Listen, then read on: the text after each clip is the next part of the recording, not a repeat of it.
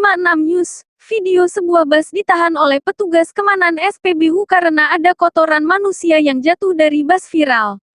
Video itu pertama kali diunggah oleh akun Instagram Apyut di fitur Snapgram miliknya pada Senin, tanggal 6 Juni tahun 2022.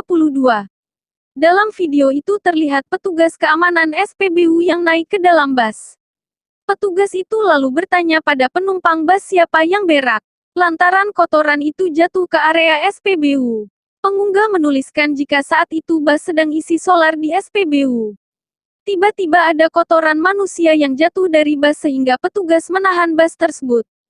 Kemudian seorang penumpang yang duduk di depan meminta penumpang yang berak mengaku.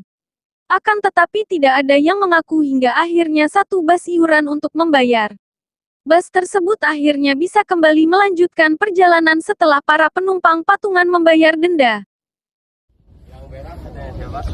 Saya nggak bakalan jalan ini bisnya. Oh, nggak ada yang ngaku, nggak ada bakalan jalan, Pak.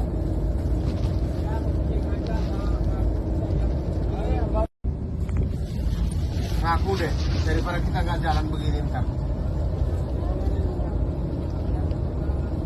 Ini kalau misalnya ditinggal, tetap aja yang saya yang nggak tahu menau pasti kena.